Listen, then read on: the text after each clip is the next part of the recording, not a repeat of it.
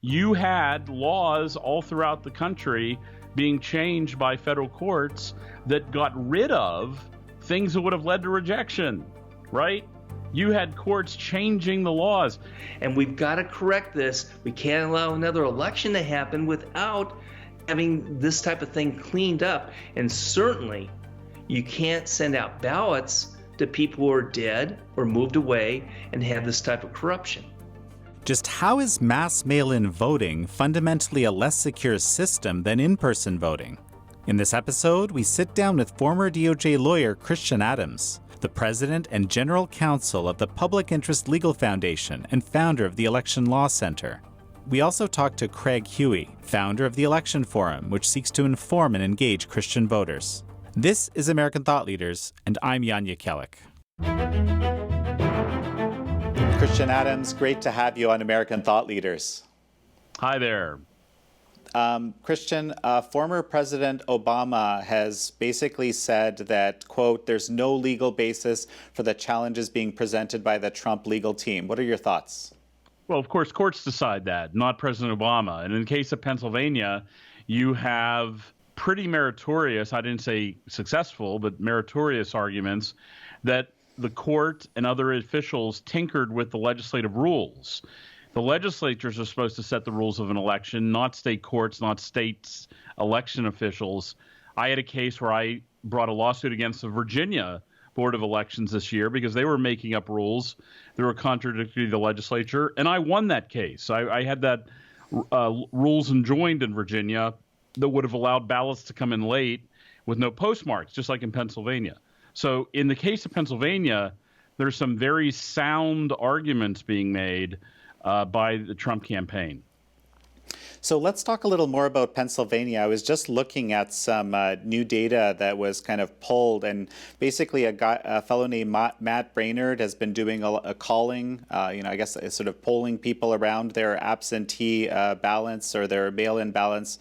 So here's a couple of things that he found, and I wanted just to get your sense if this is what this would mean, okay? And I'm taking this data at face value. So among 1,706 respondents we reached whom the state said were sent an absentee ballot. 556 said they never requested it. This is in Pennsylvania. And then the second thing is, of the 1,137 who did request the ballot, 453 said they mailed back, yet the state did not receive or count their ballot. Yeah, well, this gets into the problem of vote by mail that I've been warning about since March, where people don't have their ballots counted. It disenfranchises. That's the value of having things happen on Election Day where everybody can watch what's happening and not turning it over to the U.S. Post Office that routinely delivers you your neighbor's mail. But is that going to overturn the election? No. That's interesting evidence of screw-ups, but it's not going to change the outcome in Pennsylvania. It's an interesting anecdote for future fixes of the process. But this is a problem of ballots. This is a problem of ballots. It's not a problem of machines. It's a problem of the system of mailing ballots. It's not some magic elves working in the machines that are causing problems.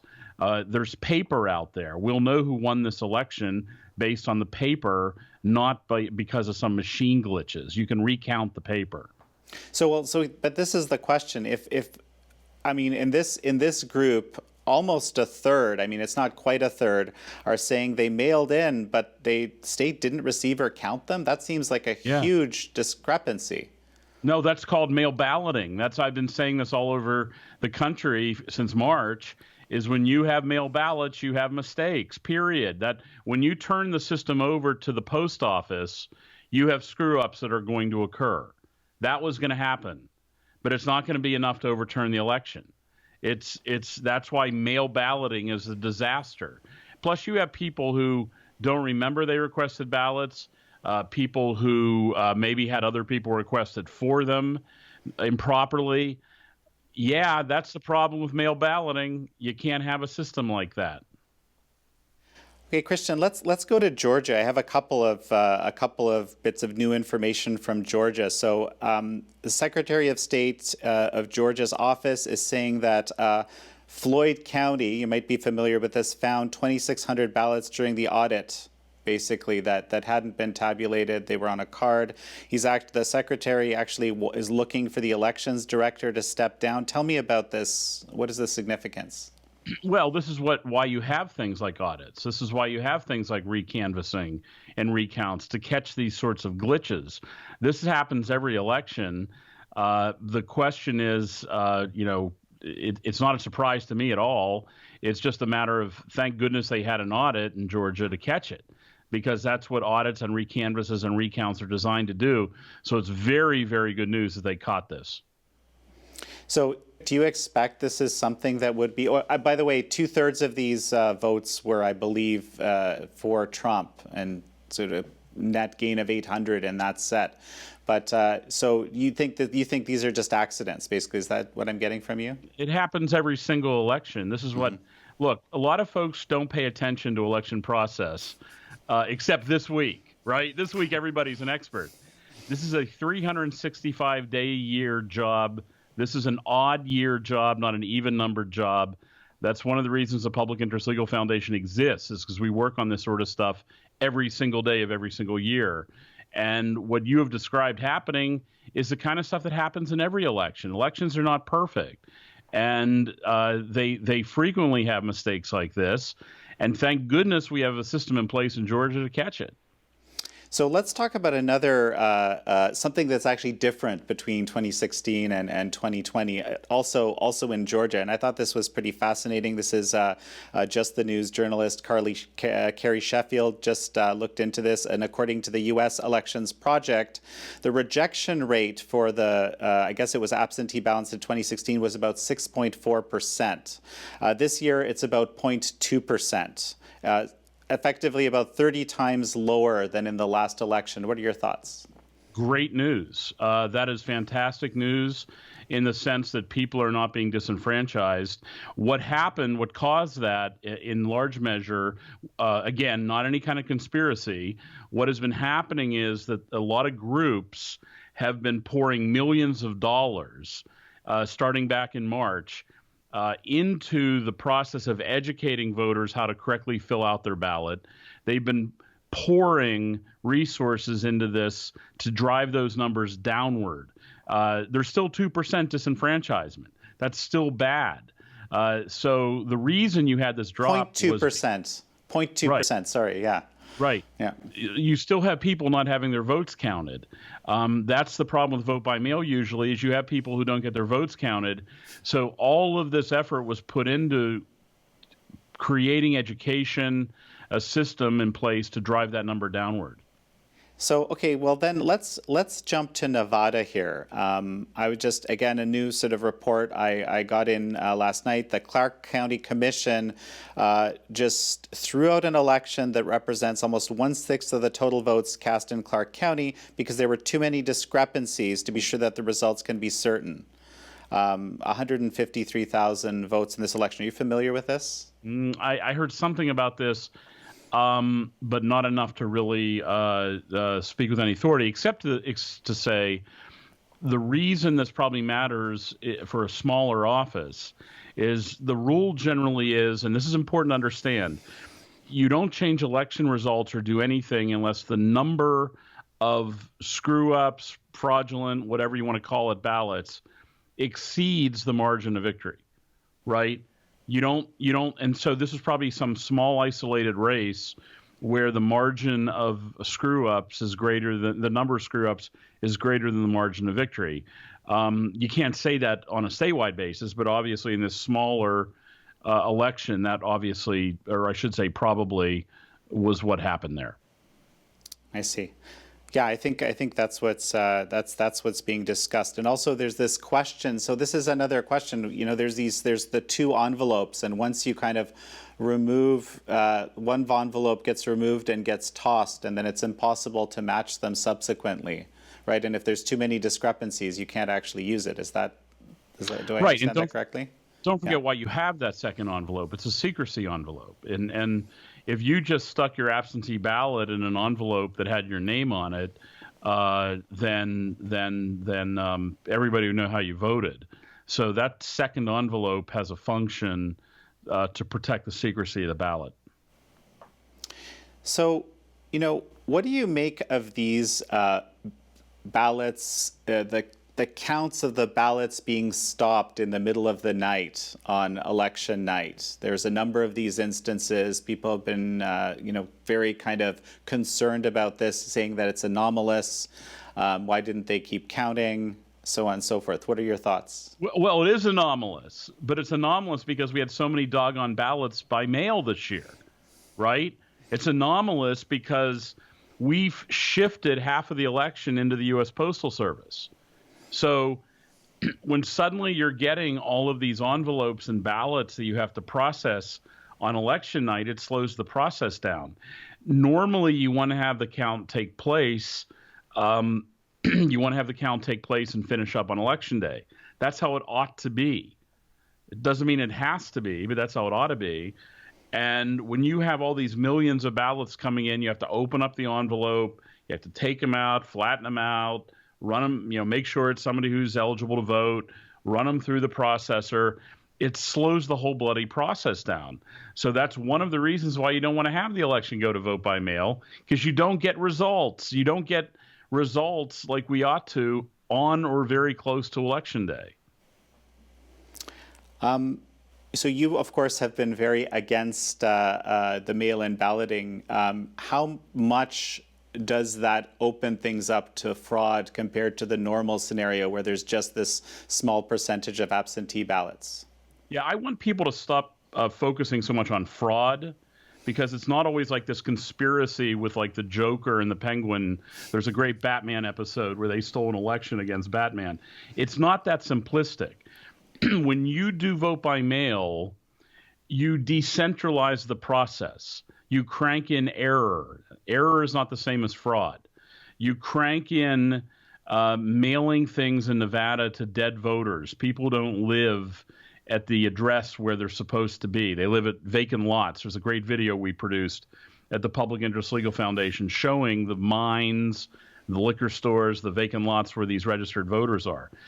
Then when they get the ballots, you crank in problems where other people may be assisting or touching those ballots. That doesn't necessarily mean fraud, but it means they lose things. So yeah, fraud's a component. I've proven fraud in federal court in cases that I've brought. But at the same time, you also have error. And I think people need to focus almost more on the error side than the fraud. You wouldn't build a decentralized system, if you're trying to have security. There's no observers. There's no help. That's the other thing. There's no help. If you're voting at your kitchen table, there's no election official who can help you fix mistakes on the ballot. And so you end up mailing your ballot in with mistakes. It doesn't get counted. When you have a centralized system, there's people there ready to assist you. So it's not just fraud. It's all kinds of disasters, micro disasters that take place when you have a vote by mail system. I still find it hard to believe, based on what you just said, that the rate of rejection would get so low because of people's, I guess, education all of a sudden. Well, they did, and they also had other things that happened. You can't just say, "Oh, look at the rate of rejection drop. There must be something nefarious here." You had laws all throughout the country being changed by federal courts that got rid of things that would have led to rejection, right? You had courts changing the laws. That's not a function of fraud. That's a function of, number one, more education. Number two, courts change the rules. Number three, election officials change the rules. So you're going to have lower rates of rejection because of all the atmospherics that took place, not because somebody's like working at the check-in station who's taking bribes saying, "Oh, I'm going to accept all these ballots." No. That's a dumb explanation. The smart explanation is that the courts have been changing the rules since April. I worked on these cases in Virginia and other states. Election officials have been getting rid of barriers, and I don't like the term barriers, but let's just use it here, where you have to do certain things to get your mail vote counted. They've been knocking those down. And then lastly, there's been an education campaign. So all three of those efforts have lowered the rejection rate. It's not some sort of, evildoer sitting in the election office. Any final thoughts before we finish up? Yeah, we'll know what happened in this election when we look at the paper. That's when we go through the ballots as best we can, we will know what happened. It's not a function of electronic machines. It's a function of the whole system being turned upside down this year through court litigation, through election officials, and decentralization of the process. Christian Adams, good to have you on. All right. Take care. Craig Huey, great to have you on the show. Jan, it's great to be with you. So, Craig, we just had an elections expert on the show, actually, Christian Adams. We were asking him about some various details. We're going to focus with you a little bit more about kind of some of the basic realities that our audiences might not be familiar with.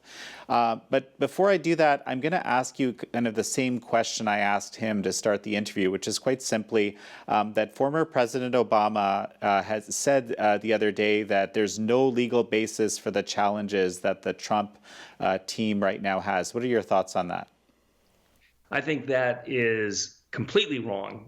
We have so much evidence of voter fraud as a result of ballot harvesting and the vote by mail ballot and other types of corrupt practices that we need to be able to make sure this election and future elections are honest and trustworthy. And unless we pursue these challenges in court and prove what is true and what is not, Republicans, Democrats, Independents, Libertarians, everybody needs to have trust in the election. It's the only way we're going to have it. So, Craig, from your perspective, where are we at right now in terms of knowing who the next president of the United States is going to be? We're right now hitting a hard deadline. The investigation into election fraud has to be done quickly. Otherwise, it's an unstoppable event that's about ready to happen. And that will be the election of Joe Biden. But if we're able to prove that there is too much election irregularities in time, we can reverse what's going on right now that the media says Trump has lost. Well, okay. So tell me a little more. Where do you think things are at in the process? Are you seeing any evidence of this? Where are we at? There's hundreds and hundreds of documented illegal voting that has taken place. Jan, basically we have an election system that has been broken. It's been broken on purpose. And there's three reasons we have a problem today. Number one is ballot harvesting. Number two, it's the mail-in ballots. And number three, it's kind of the traditional voter fraud. And, I think if we talk about ballot harvesting, some of the issues can become pretty clear. Okay, well, let's start with ballot harvesting then. Okay. Many of the viewers may not know exactly what ballot harvesting is. It's legal in 29 states. It's illegal in 18 states. And even in those states where it's illegal, it's still being done. So ballot harvesting, where somebody can collect ballots, nobody knows who they are. There's no audit trail of those ballots. They simply drop them off at a voter box or at the voter center. And some of these ballot harvesters will go door to door and they have data. And what they do is they know who's going to be their voter. They have the data on what their key beliefs are, who's the persuadables, who's the likely voter. They won't talk to somebody who's not. And then they tell them, I'll be glad to help you fill out that ballot from president down to city council. And I'll help you be able to get that in because I'll deliver it to the voter center myself. And people hand these ballots to them. And an example is on the Ring. It's been caught a lady named Lulu was one of the paid volunteers of the Democrats to go door to door with the data. And she has been to this house 6 times. And she can't get a hold of her voter, who's the daughter of the 2 Republicans. And the Republicans answer the door, and she doesn't want to talk to them. She only wants to talk to the daughter. And in fact, if the Republicans had talked to her, she could have thrown away their ballots. There's no integrity in ballot harvesting. It's open to fraud. It's open to Grammy farming, where you can go to a nursing home and pick up 100, 200, 300 ballots. It's open to being able to go to an apartment and get the ballots that have arrived and fill them out and return them. So this ballot harvesting is where, in California, as an example, 2 years ago, 7 Republican congressmen in Republican districts won the election. The day after, they lost the election because of ballot harvesting, because all the ballots arrived in the last couple of days and they were counted last. And that's what we see has happened in this election. So the ballot harvesting is ripe, but it's hard to ripe with the potential of voter fraud, but it's hard to prove, and it takes time to prove it. And that's the problem the Trump team has right now. They have to prove it, and it takes a lot of time. But we've got to get to the bottom of it so that by 2022, we have true and honest elections. Well, what you're describing, certainly where the ballot harvesting is actually legal in these 29 states, from the sounds of it, it's perfectly legitimate for people to do that. Of course, they can't fill out ballots for people and so forth or tell them how to vote, but they can pick up as many ballots as they like. Yes, and again, there's no audit trail. And so basically what they have done, the unions, the organizers, they become proficient in how to do this. In California, there's a little bit of organization on the Republican Party, very little anywhere else. California, that legalizes ballot harvesting, what had happened was that the churches, 400 churches that were open despite the lockdown, despite the fact that the government has ordered churches closed, 400 churches that were meeting still had a box where they asked people to bring in the ballot and the pastor would bring it in. So conservatives, libertarians, Christians, Republicans, they can do ballot harvesting. They're just not trained in it. The unions train people how to do it. The radical left trains people how to do it. And Jan, the fact is, when you have the data of knowing who to go to, you can increase your voter turnout 6 to 10%. That transforms an election. That switches people who would normally win into losers and people who would normally lose into winners.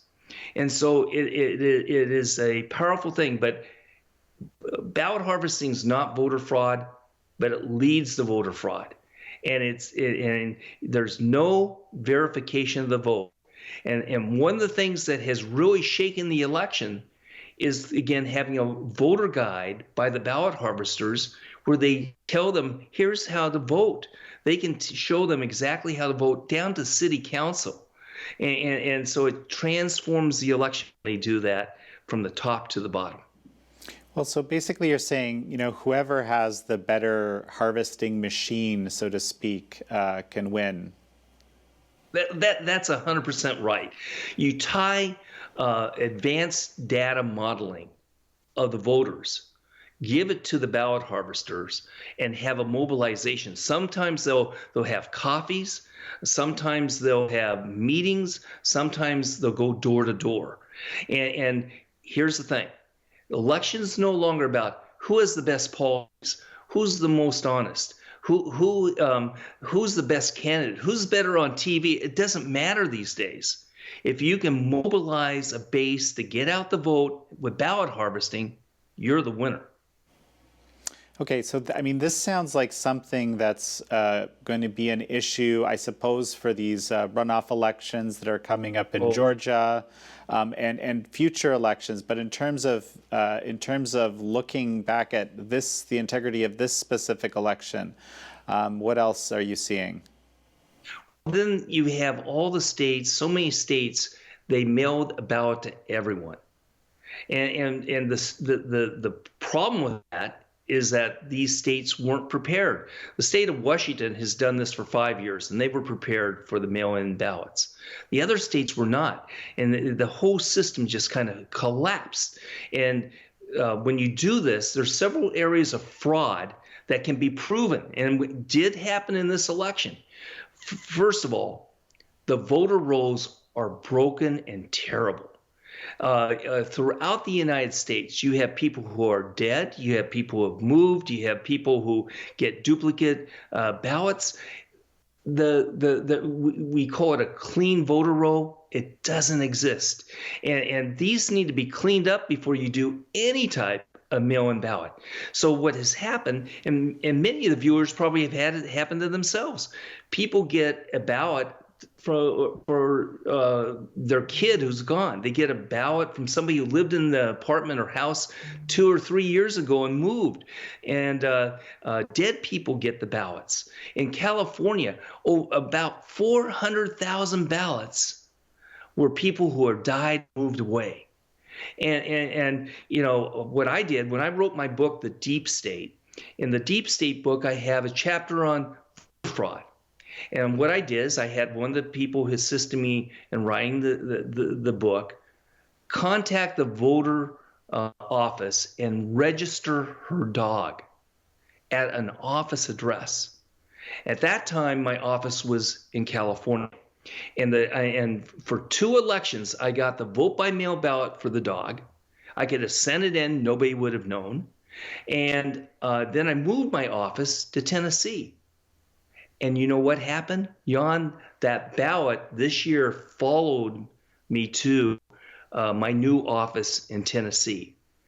That's corruption. That should not happen. And there's no way anybody's going to find that was a dog, because there's no way to tell. And so this is just one of many things that's broken and wrong with the system, and we've got to correct this. We can't allow another election to happen without having this type of thing cleaned up. And certainly, you can't send out ballots to people who are dead or moved away and have this type of corruption. And Jan, there's one more problem with all these people getting the ballots. When people get the ballots, and they're what's called low propensity voters, the people who don't care, people who won't go out to the poll, and they get these ballots, you can define how often they go out and vote. They have very little knowledge about the election. They don't care about the election. They're willing to hand those ballots out to anybody. And so one of the prime target markets are these low propensity voters to get them out. And so in this type of election, to be able to do this massive, send the ballot out to everyone, people are getting duplicate ballots, people are getting ballots that have no intention to vote, but they get a knock on the door and they hand them the ballot. And this is wrong, and this is leading to the potential of paying people, giving them bribes, all kinds of things in order to get that ballot. So these things need to be corrected, and they need to be corrected quickly. And this is what is the problem. The Trump team is looking at this, and how do you determine what is fraud and what's not? And it's very time consuming, very hard, and time is against Trump. So let's talk about that. What are the deadlines? Well, you have the states have to certify the electoral college and the election, and then the electoral college. So we're talking about coming up a deadline in late November. We're talking about having a deadline in mid-December. And if these things don't happen, and proof by that they can be taken to a judge by that time, there's no way it's going to prevail. You know, one of the things that the Supreme Court always does is try to keep some continuity and keep things as little controversy as it can. If this goes to the Supreme Court, there's not going to be an overthrowing of the election. There's not going to be a re-election. It could be something that they determined was wrongly done in Pennsylvania, wrongly done in Nevada, wrongly done in Georgia, but it's not going to overturn the court. The court's not going to overturn the election. So basically, you're saying there's basically a couple of weeks here for this. What is this first deadline that you're talking about? Tell me more explicitly. So the first deadline is you're going to have the certification of the states of the election. And that's what the Trump team's first hurdle is, to be able to either postpone that certification or to delay that certification because they can prove that things were done illegally. Once the certification happens, then the Electoral College will meet. And when the Electoral College will meet, they are chosen by basically the party that wins in that state. So let's say that in Nevada, Biden wins in Nevada.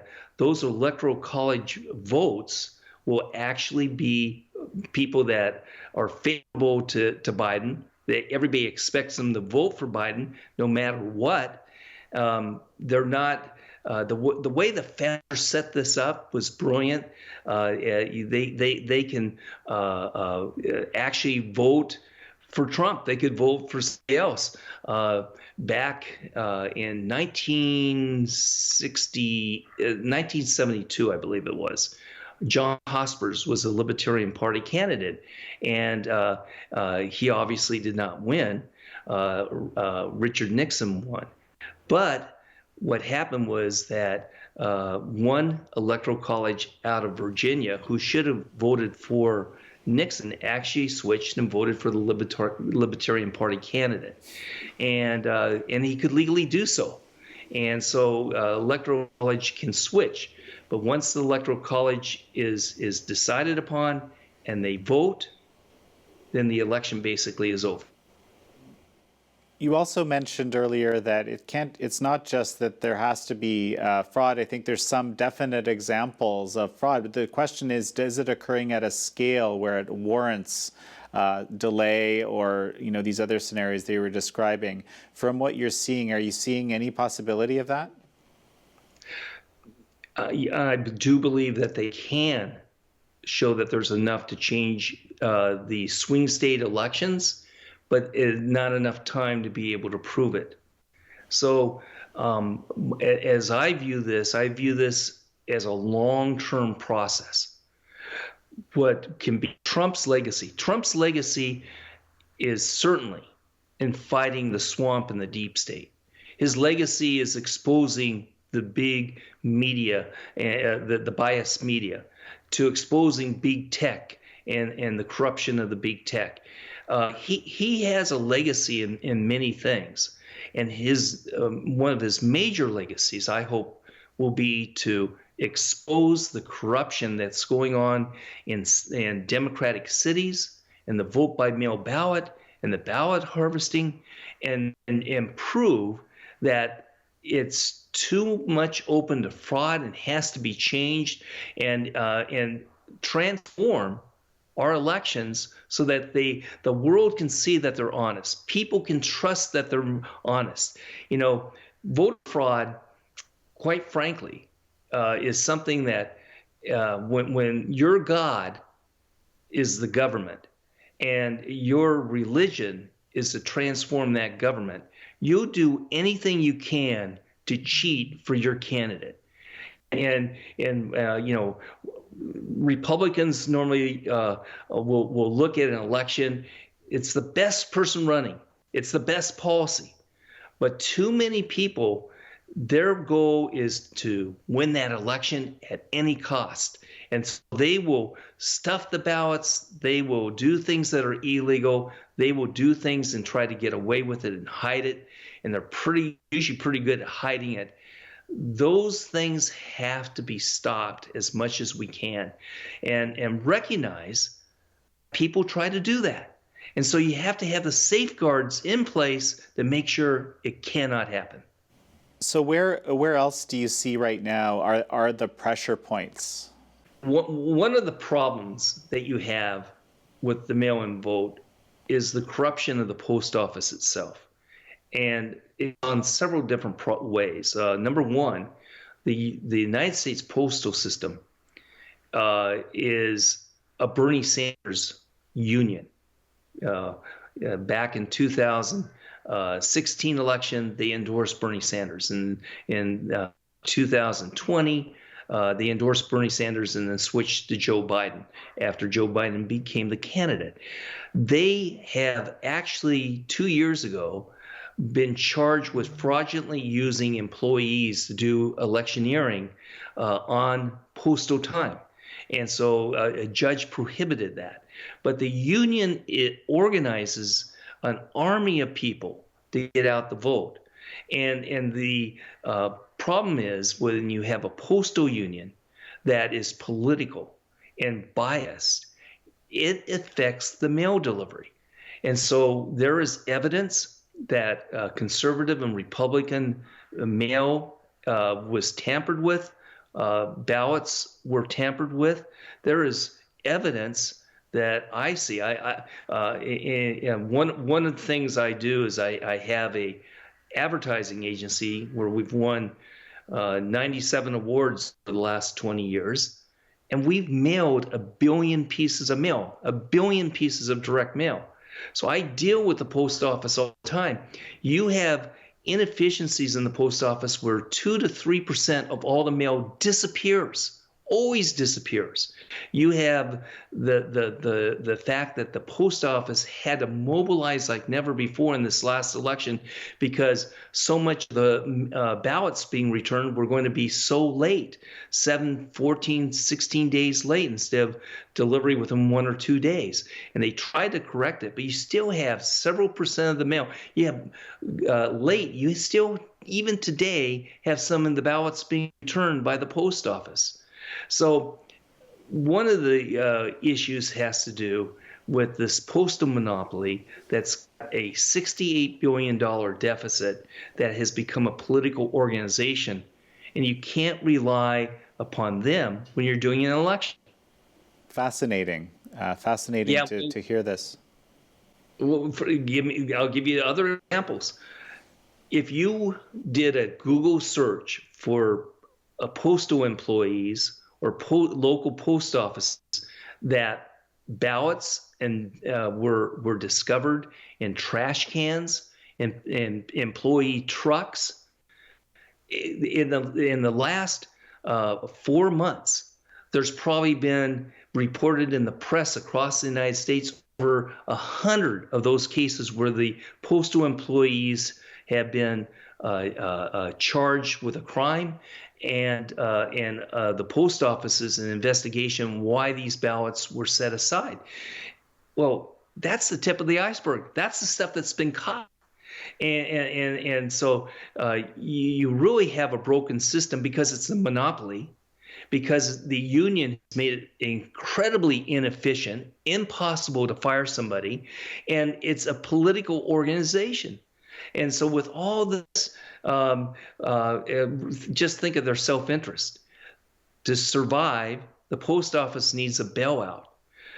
They will get a bailout if Georgia switches 1 or 2 of the candidates switch to Democrat, and you have a House, a Senate, and the president, you're going to have a historic bailout of the post office for their inefficiencies, and it's all on the taxpayers, and it's going to continue the inefficient monopoly. It's got to change, and it won't change with a bailout.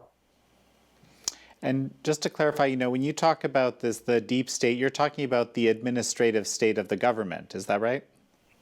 That is correct. So my book on the deep state basically talks about what it is. And I go into the supporters of the deep state, like the big media and the foundations. But the core of it is this. Since the beginning of government, there's been a deep state, not just here in the United States.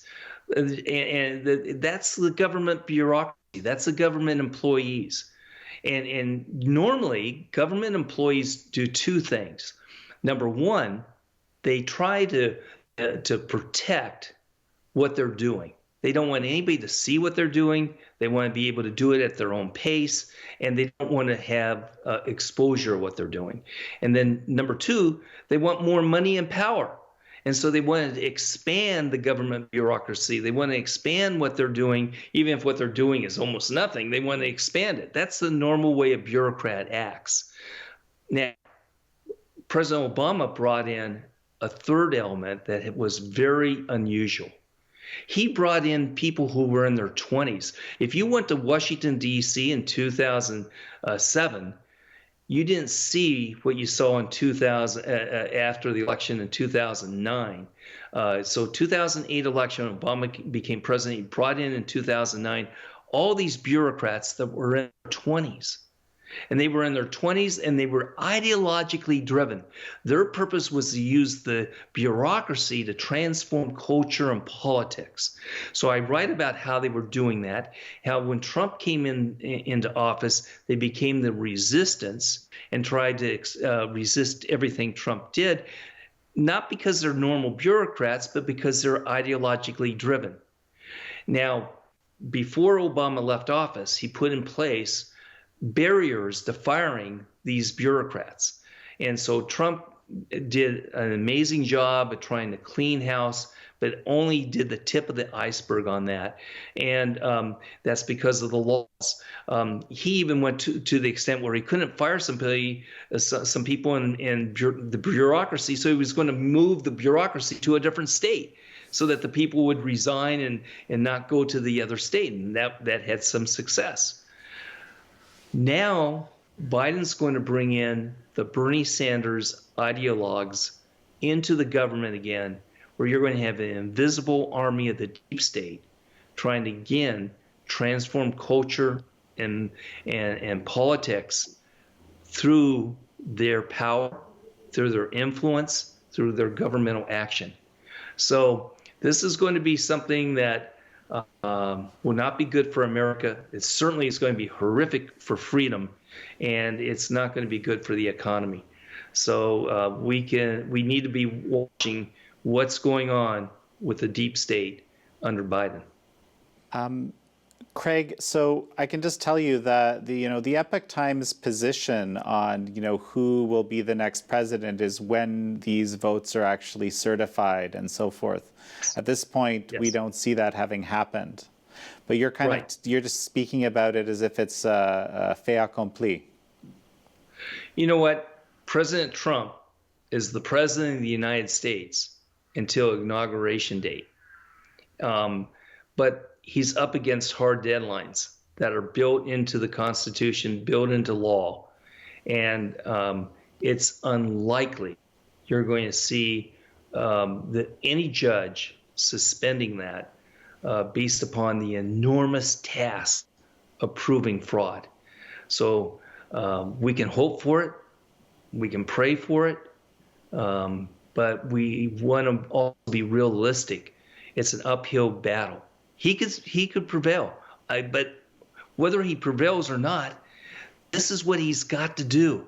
He's got to expose the voter fraud so it can be changed and not happen 2 years from now. So Craig, you're coming at this, really looking at this from a Christian perspective. Well, yeah, I've been a youth pastor and a singles pastor, but I'm a business owner. And as a business owner, I have an ad agency that has clients worldwide.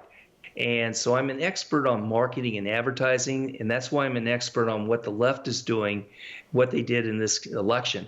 And they did an incredible, historic job, Biden's group did, that wiped out what the Republican efforts were. 4 years ago, Trump's team outdid Hillary's team. This time, Biden's team outdid Trump's team, and from a marketing standpoint. And what they did with their digital marketing, their targeted marketing, they actually this time spent close to $30 million in reaching conservative Catholics and evangelical Christians. And why is that important? Because 4 years ago, it was the evangelical Christians and conservative Catholics in the swing states that gave President Trump his margin of victory. The evangelicals voted 81% for Trump. That was historic. And it was because of his policies. It was because of what he said about Israel and religious liberty, what he said about being pro-life, what he even talked about the persecuted church. I was in a meeting of Christian leaders back in New York where 1/3 of them were against Trump, 1/3 of them were for Trump, and 1/3 of them didn't know. And his first thing to him, to all these people who he had to win over, he came out and said, I want to restore the pastor's First Amendment rights so from the pulpit they can speak about truth and the culture and talk about politics and the culture. Everybody looked at everybody absolutely shocked because nobody ever talked about repealing the Johnson Amendment that silenced pastors throughout the United States. And what Trump did caused everybody to stand up and give him a standing ovation, and he won over the crowd at that moment. And so his alliance with the evangelicals has been pretty solid and steady. What the Biden team did, unlike Hillary ignored evangelical Christians. She insulted them, in fact. Biden reached out to him. He had a whole department spending $30 million for direct mail, radio, TV, and lots of digital ads going to Christians. He identified which Christians were likely to be suppressed. In other words, they wouldn't go out and vote. He identified those Christians that could possibly be persuaded to go for Biden. He was able to do an incredible, smart marketing job on the Christian community. And what have the exit polls showed at this point? Instead of getting 81% evangelicals, it looks like Trump has gotten 76% evangelicals. Still huge. But when you lose that margin and you have an election as close as this, that's the difference between winning and losing. And sadly, throughout the United States, because Trump did not do an organized effort towards the evangelicals, most pastors sat this election out. I listened to 3 sermons, church I went to, and 2 online services of well-known pastors. They never even mentioned the election on Sunday. And that happened throughout the United States. In the lockdown states where the churches were closed, where they were going to do church ballot harvesting, there was no ability to communicate and able to do the church ballot harvesting. So much fell apart in this election to the faith community. And so that's one of the reasons I wrote the Christian Voter book, was to be able to mobilize the Christians. We had people sending this book to people in the swing states, pastors and youth leaders, and now there's a concentrated effort in the next few weeks to get as many of the Christian Voter books in the hands of the evangelicals, in the youth pastor, the singles pastor, the women's pastor, the main pastor of these Georgia churches, to try to impact this election, because the Democrats already have their data of who to get to the poll. They're not going to find very many more. And the Republicans hopefully have their data who to get to the poll. And they're not going to get very more. The big group, which are the evangelical Christians, you had less than 50% of them who actually voted in this last election. Craig Huey, such a pleasure to have you on. Great, thanks.